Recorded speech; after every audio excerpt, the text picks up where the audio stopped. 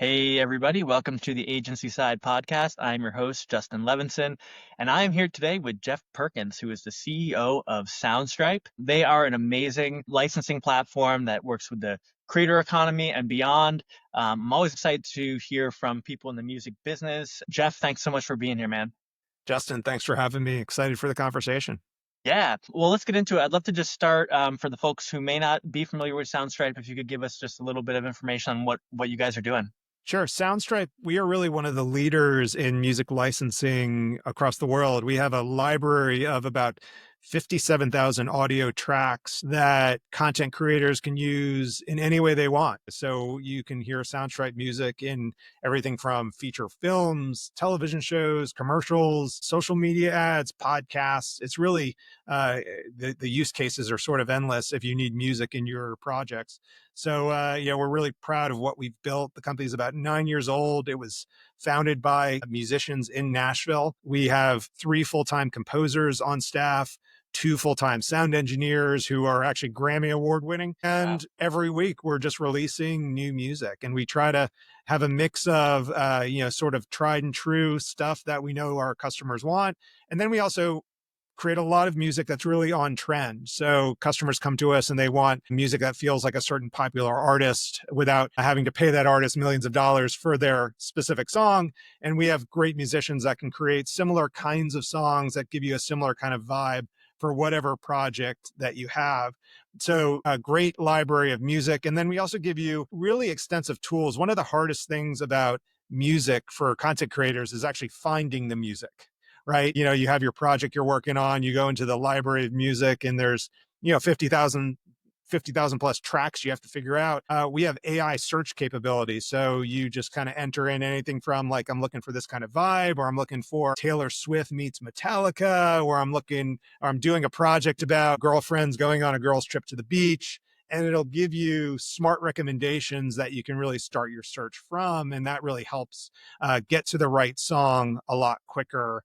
And then once you figure out that song, we have AI editing tools that let you rearrange the song in a way so you're able to actually create it the way you want it, and then it remasters it so you're actually able to have a completely new version of the song built for the way that you want it. And so it's just really, the possibilities are endless when it comes to what Soundstripe offers. So if you need really high quality music for your projects, we feel very confident that we're the source for it. Yeah, that is so cool. And I wonder if that ability to have the AI, you know, uh, to be able to add things into the song, if that gives the creator almost like gives them more power because they almost feel like they're part of the composition as well. Is that sort of like is that a thing? Do you guys find? Yeah, that's exactly it. So a lot of the content creators out there, they're not professional sound engineers, right? And so they kind of want a song to hit at a certain time, or to have a slow burn to a certain climax within their video, but maybe they don't have all the tools or experience or skills to actually do that with the individual tracks or stems of the song. That's where the AI tool comes in. So if you have a video, and say your video has a very slow build to the action, and you want the song to kind of start with that slow build as well, but then the track you selected, kind of shot out of the cannon and it just starts right away. You can rearrange that track in a way that really gives you that slow build just the way you envision it. So it's just a nice way for creators to, use our music in the way that they really want to use it for their projects. And that music can be adjusted even if it's not put on a grid, like quantized to a click. Can that be, does it have to be that way for it to be able to be manipulated by the AI? No, actually, if you go into our product, there's a little scissor icon, and it's that simple because AI basically breaks up the song into chunks, and then you could move around those specific components of the song in the way that you want them. And then the AI basically remasters it. So it comes out sounding like that's how the song was intended to be when it was initially created. So it's a really cool feature that just, Yeah. again, makes it really fast and really easy to use music. Even if you aren't a professional sound engineer, you can manipulate the music so it really fits whatever project you're working on. That's amazing. So, I guess who is like your Who are your top customers? Is it mostly like just content creators, or I'm sure you guys work with a lot of creative agencies as well. What's sort of like the breakdown of clientele?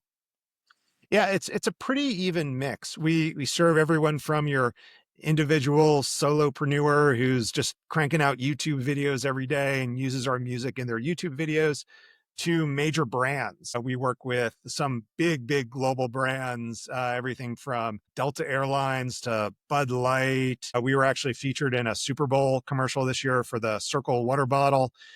So yeah, we're used by all kinds of content creators. So sometimes it's an agency that's using us, and so as they're doing their work for these big brands, they'll use our music. Other times it's the brands use us directly. They might have an in-house creative services team, and they're a subscriber to our platform.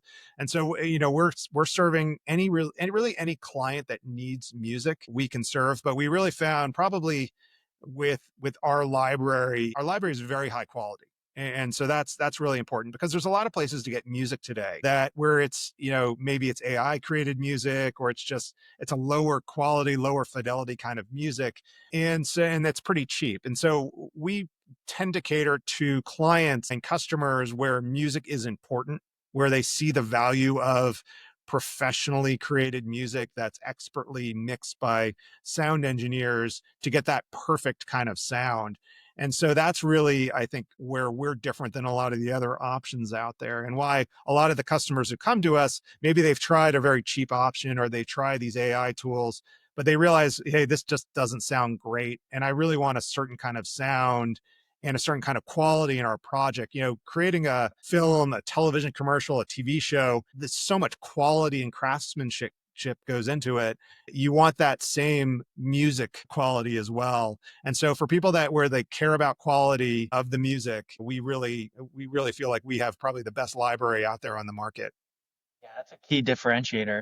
Do you guys get very much custom work as well? Is it strictly all subscription based, or do some people come up to you and say, "Hey, we got this brief, we're looking for this trailer or this or that. Can you guys make it custom?" And is that come at sort of a different payment tier, or how does that sort of work? Yeah, so you have different options when you're working with us, and a lot of our customers like this, where they'll subscribe to Soundstripe and they'll have access to our full library of 57,000 audio tracks. So they really like that component because if they're just doing videos for maybe internal communications or just things that just need music, but it's maybe not critical to the project or it's not central to the project, they may choose to use the library. Other times, it's a very specific project with a very specific tone, vibe that they're going for. And they know they need a custom song for that. And because we have three composers on staff and sound engineers, and we're networked with tons of musicians all around the country, but especially in Nashville, where our corporate headquarters is, it's very easy for us to create a really high quality track for customers. And so a lot of our customers will use us both for our library of songs, plus they'll come to us for custom music that we'll do as well. And so that's another big part of our business, that we can do custom music for any customers that come to us. Is there ever a circumstance where like a brand finds something in your library that they absolutely love?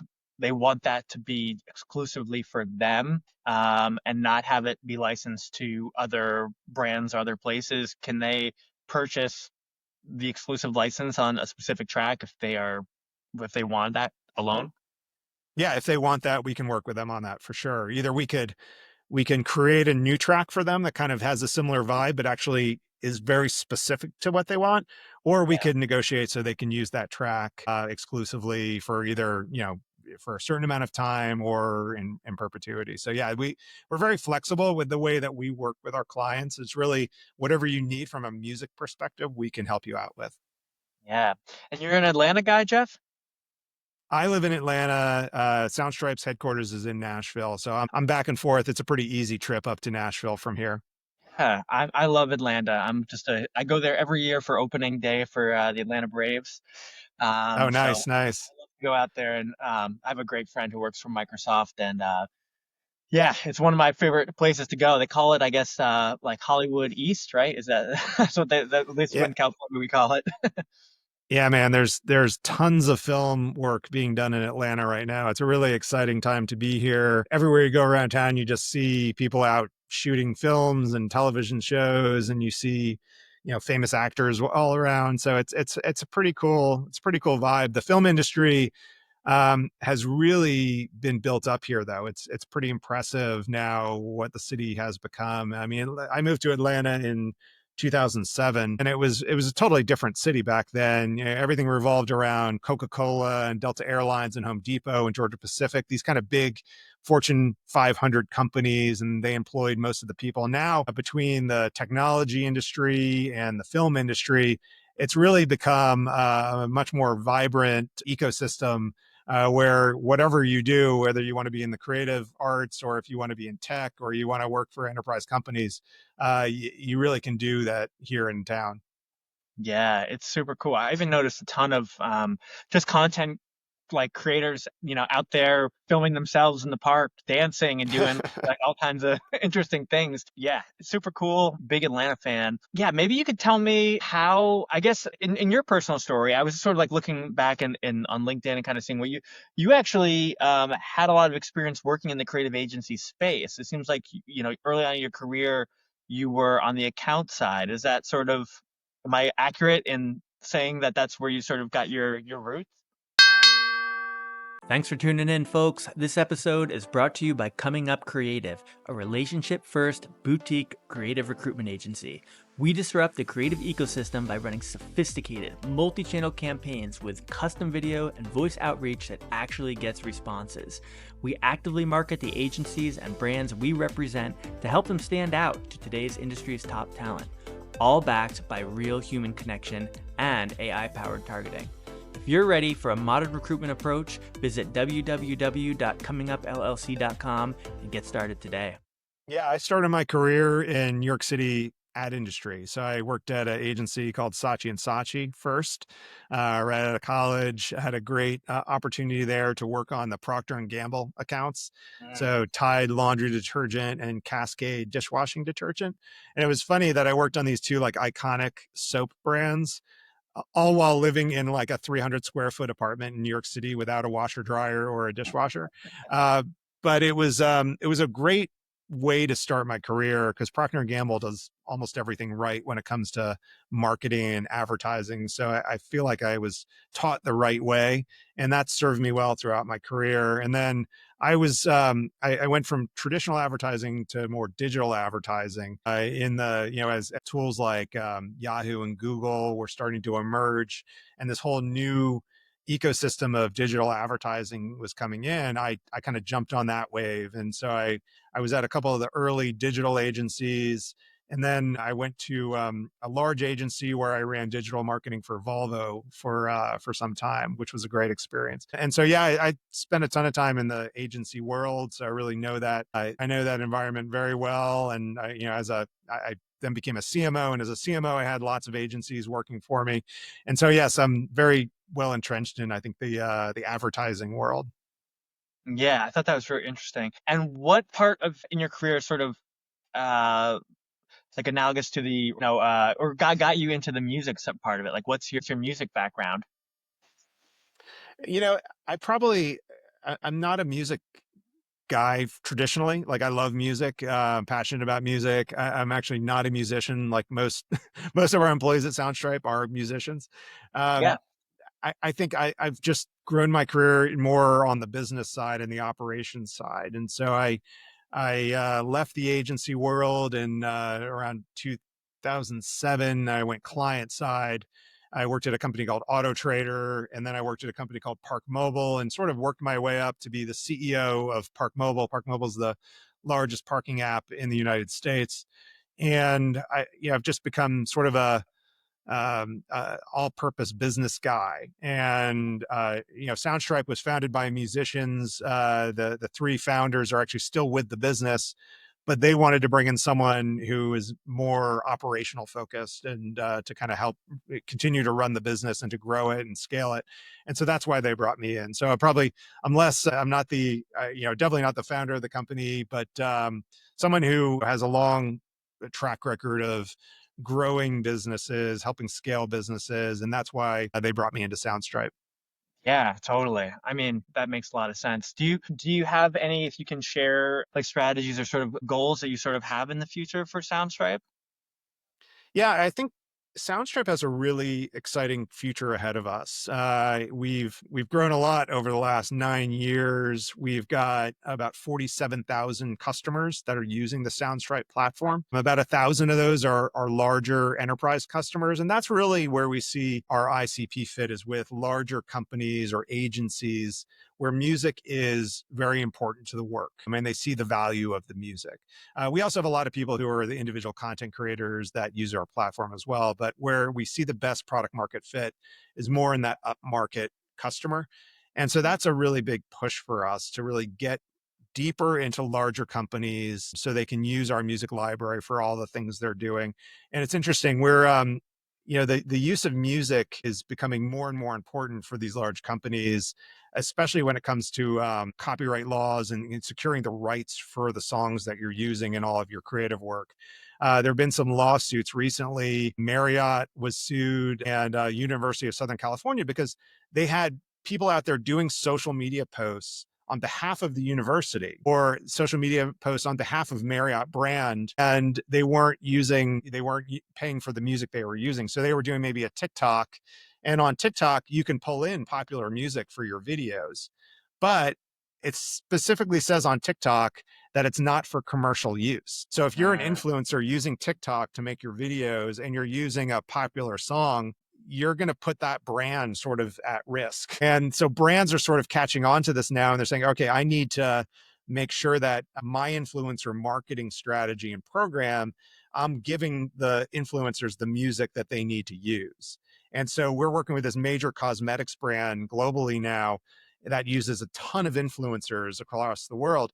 And all of these influencers, as they're doing their TikToks and Instagram posts, they're pulling in Soundstripe music. And so for this brand, they know that they are protected. Like they don't have to worry, like all the influencers are using music that is cleared. And so they're not going to have to worry about a major publisher or record label coming after them and saying that they've basically stolen, or they're using their work incorrectly. And they are then legally liable to pay for that work.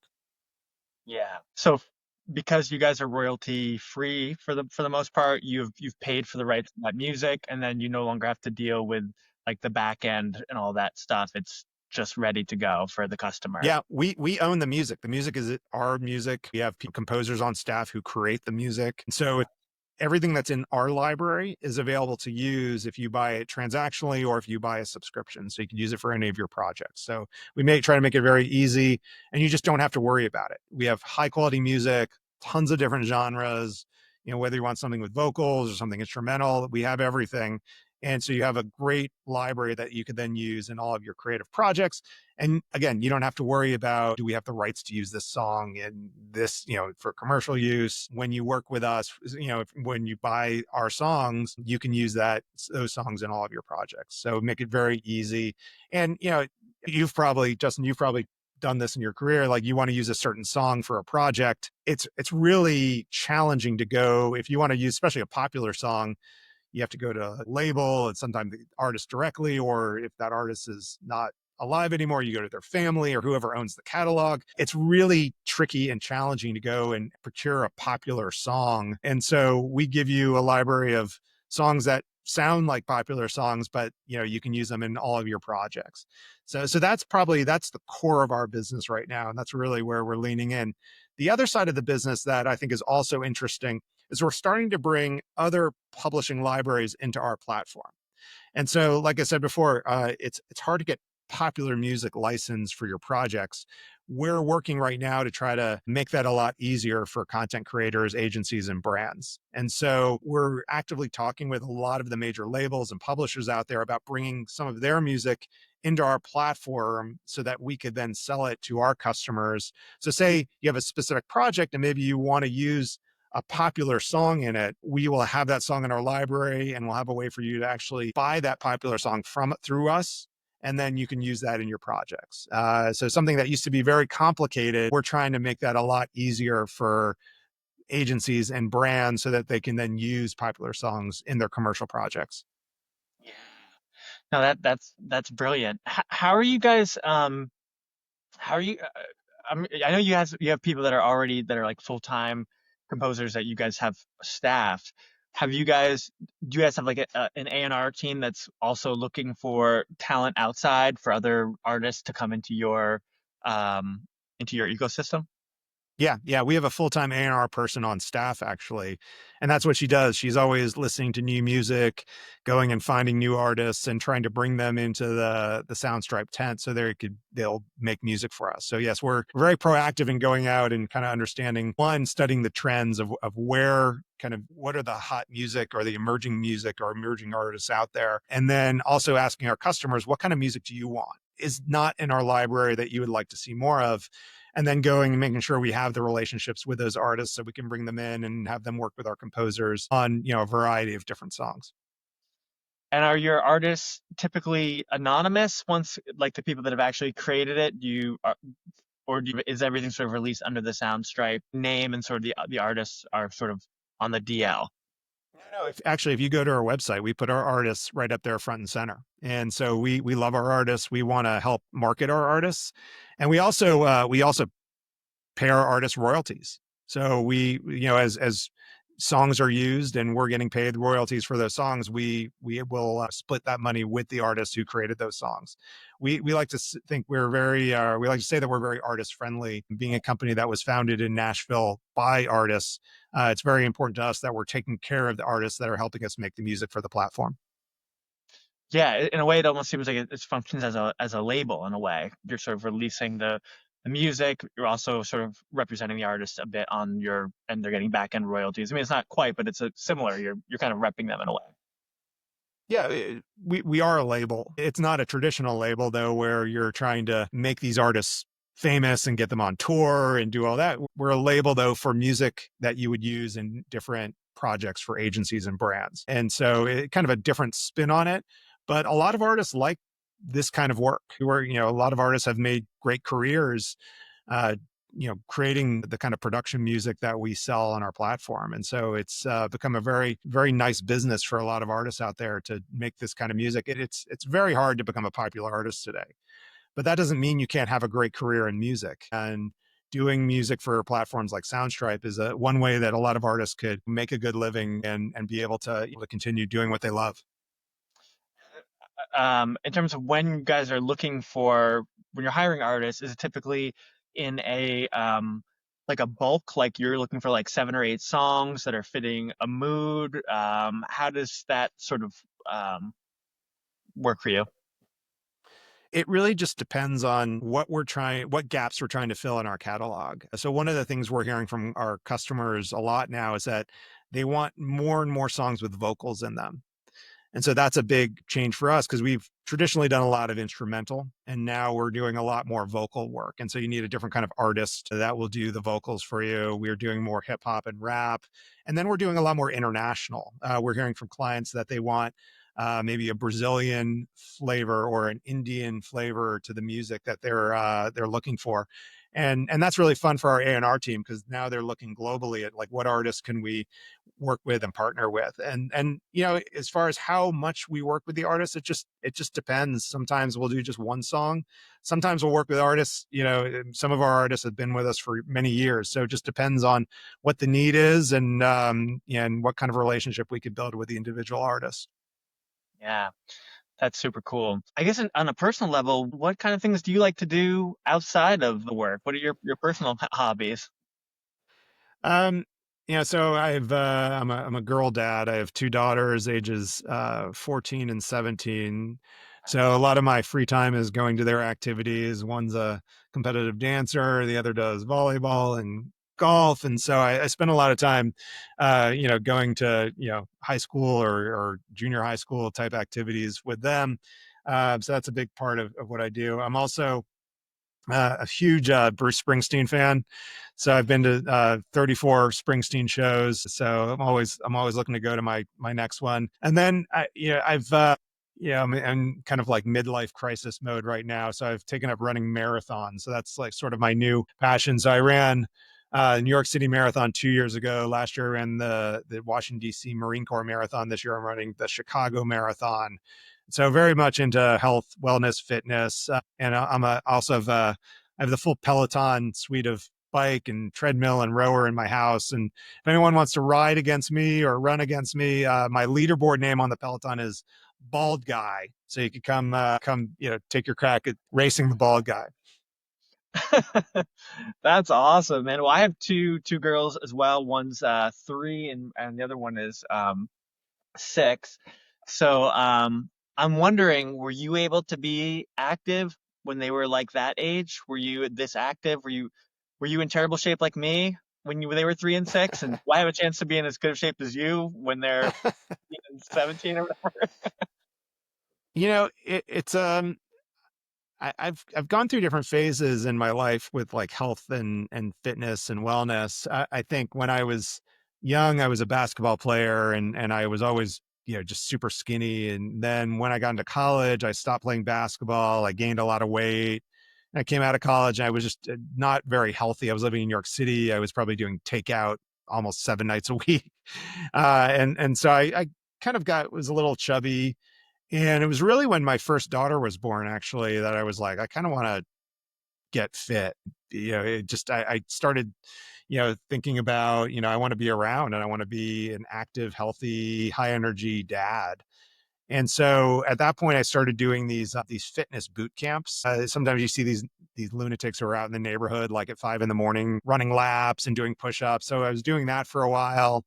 Then I got the Peloton, and I do all kinds of different workouts. But it's like they say, it takes was it 30 days to form a habit, right? And so once I started working out all the time, I just couldn't stop. And so for probably you, Justin, if you want to get started, the best way is just to like commit for a month. Yeah. And at the end of that month, and work out every day for like 30 minutes to 60 minutes, and then see where you are at the end.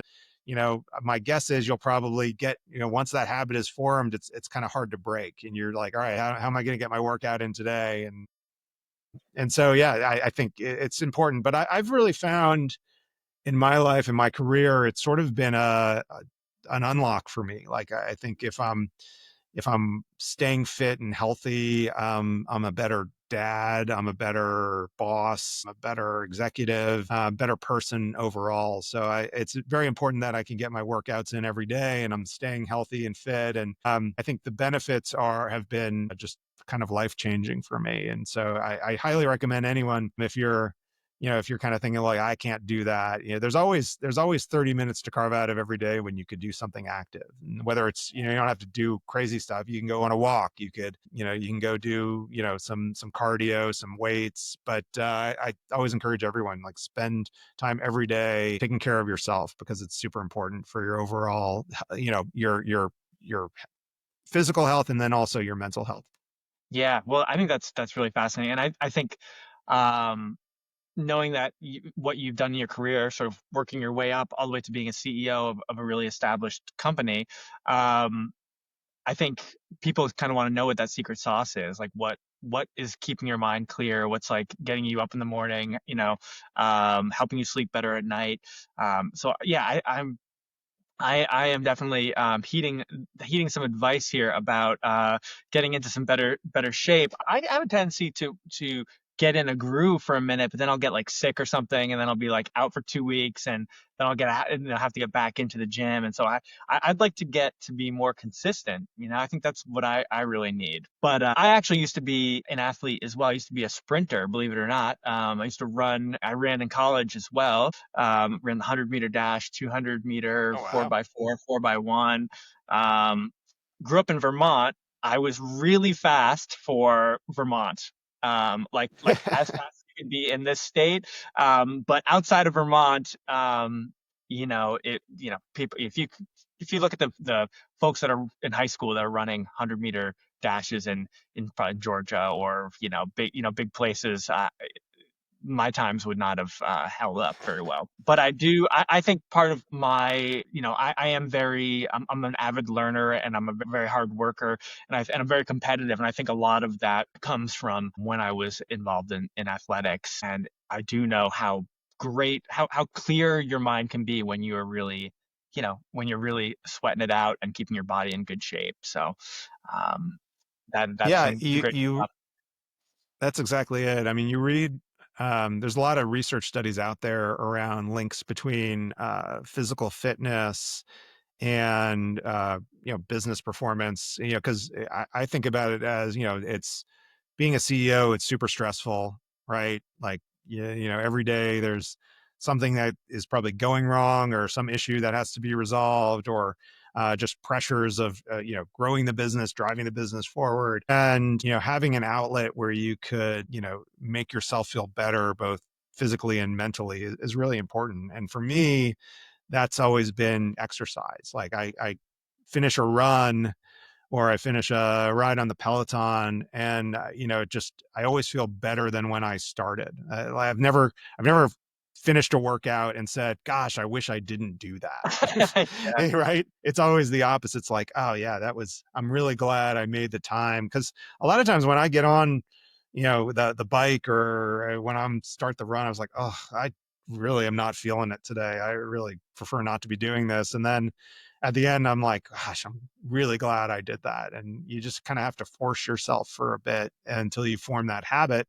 And then once the habit is formed, then you're like, all right, when am I getting my workout in today? Like let's go. And then you could take it too far, like I do when you're over 50 and you're still running marathons, which I probably shouldn't do, but it's super fun.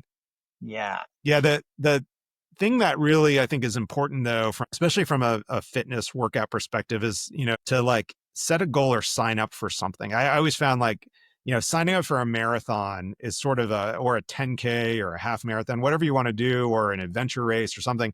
It's sort of a forcing factor, right? Yeah. Because once you sign up and you pay your money, you're like, all right, I kind of have to do this.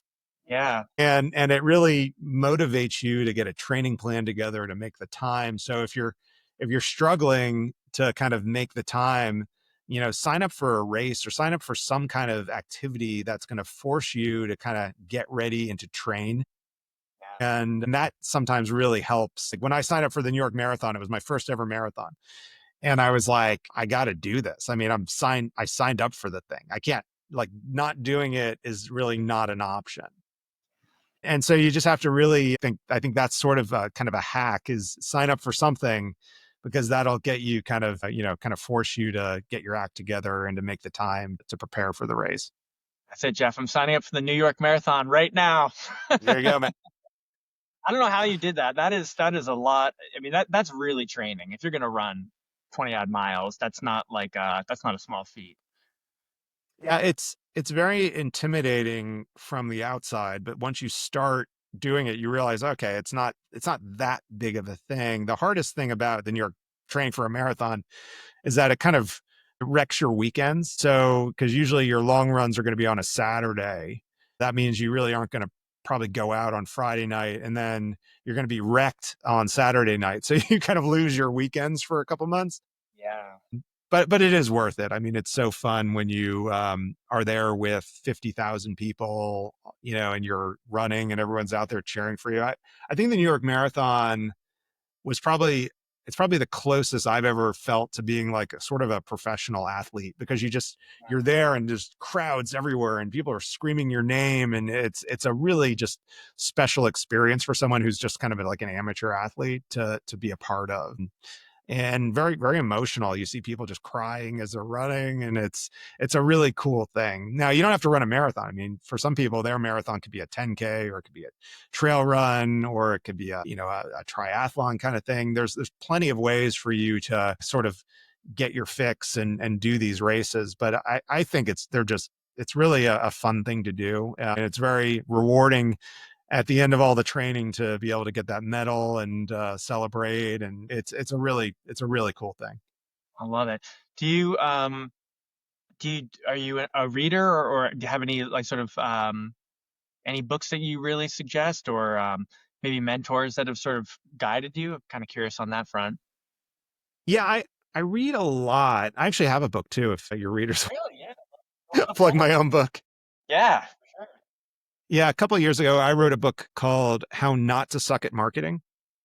Awesome. And so that's that one. It's available on Amazon. It was released in about 2021. You asked me what I read, and I was like, I read my own book. But no, it's I actually, the genre of books that I've gotten probably the most out of have been books by like former military guys who then, with their experience in the military and translating that to business. So there's a book Mhm. called Extreme Ownership. That's a very famous book. There's a book called It's Your Ship, about a naval commander who turned around the worst performing ship in the Navy into the top performing ship in the Navy. And there's a book called Can't Hurt Me by David Goggins, which is a very popular book.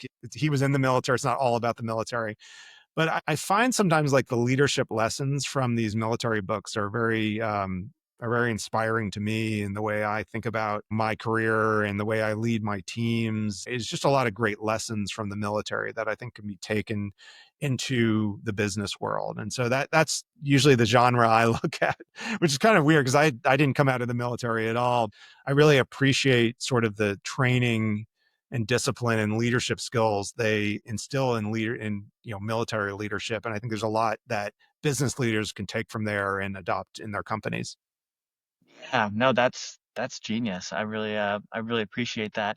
And did you have any mentors that sort of kind of helped you become a leader as well that throughout your career? I've been lucky in my career. I think everywhere I've worked, I've kind of found pretty good mentors that have kind of coached me. And I mean, all the way back to early in my career, I worked with several women in the agency, and they were kind of very high up in the agency world. But they really they took the time, I think, to really work with me individually, and we did a lot of lunches or drinks. And I always found that having those mentors really, it really helps in so many ways. And I think I was very fortunate actually when I was at this company Park Mobile. I came into Park Mobile as the chief marketing officer, and I got to work with a CEO there named John Ziegler. And I think like he really mentored me for my time there. And then as he left Park Mobile, because he was my mentor, he really teed me up to be the next CEO. So I could say I probably wouldn't be a CEO today if it weren't for his mentorship and leadership and helping me as I was there. And I try to mentor as many people as I can as well. I think it's critical that, I think at this stage in my career, I'm just constantly giving back and helping, younger professionals be their best self and figure out what they want to do and share whatever wisdom I have is there, to help them navigate through their career. And what do you look for in people that you hire and you bring on? Like what are some important qualities? I generally look for a couple things. One is energy and enthusiasm. Like I love people who just are totally geeked up about, the company they're working for, or sort of like what they're doing. And that's something that I really try to suss out in an interview. It's like, how excited are you about the business? Are you, are you just like a geek about like this stuff? Like you just so into it? That's an important thing. Like, so what kind of energy are they bringing? I try to evaluate their expertise specific to the function I'm hiring them for. So if I'm hiring someone who's like a performance marketer or demand gen marketer, are they really deep into all the tooling out there and all the MarTech they could be using and all the platforms where you can advertise? And then I look for stretch. Like, do I think there's someone who beyond the day-to-day responsibilities, can they do more? Because I want to hire people that over time I can give them more responsibility and really help them, so they come in as a performance marketing manager, but ideally they would be a director of marketing within 24 months, managing a team under them. And so, do they have that stretch? Are they intellectually curious? Are they good leaders? Are they good people? Do they have a lot of EQ? So, those are the things I generally look for. It's like the energy, it's the expertise, and then that ability to stretch so they can move up into the next position. Are there particular positions in your niche that are obviously you guys are hiring musicians, but are there any roles within your ecosystem that are typically difficult to fill or jobs that are difficult to find people for within that like your industry? Yeah, I think we're very fortunate at Soundstripe because we're in an industry that a lot of people want to work in. We're in Yeah. music. It's not everyone wants to work in CRM technology or cybersecurity. I mean, nothing wrong with those spaces, but because it's music, we tend to get a lot of interest from people who maybe have not worked in music before, but they've come out of B2B SaaS at another company. They have a really formidable set of skills, but they love the idea of working in a company that does music.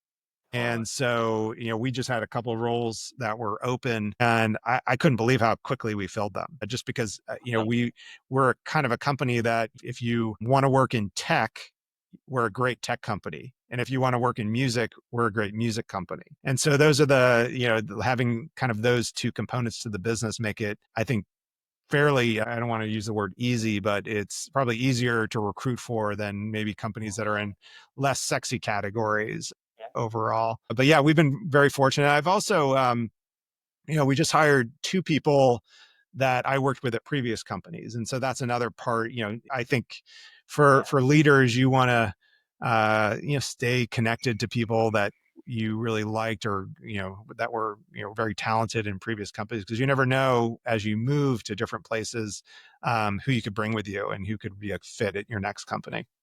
Totally. Good people always refer or bring other good people into the ecosystem. So I imagine having you on board, you probably had wonderful contacts to also to bring in, which is really cool. Cool, Jeff. Well, yeah, man. Thanks so much for speaking with us today and giving us so many insights on Soundstripe. If folks are interested in sort of learning more about Soundstripe or signing up, where can we lead them? So if you want to sign up, you can go to soundstripe.com. And you can, we have a free trial, so you can kind of play around with the product a bit, take a look at our music library, see if it's the right fit for you. So definitely sign up for a free trial and go check it out.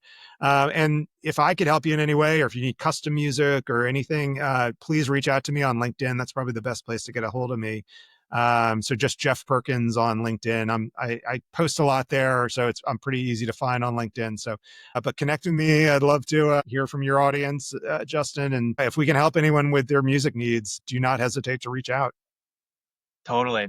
Yeah, and I came to you because I've wanted to speak with you because I've heard that Soundstripe has been used by a lot of our clients at Coming Up Creative. So you guys came highly recommended. I actually had asked several of our clients, like, hey, who do you guys use for, for your music? Soundstripe was a common name that came up. So you guys are come highly recommended by a lot of our clientele. So definitely go check out Soundstripe. Jeff, it was so great to speak with you today, and look forward to continue to follow you on LinkedIn and stay in touch in the future. Great, Justin. Thanks for having me. All right, Jeff, be well, man.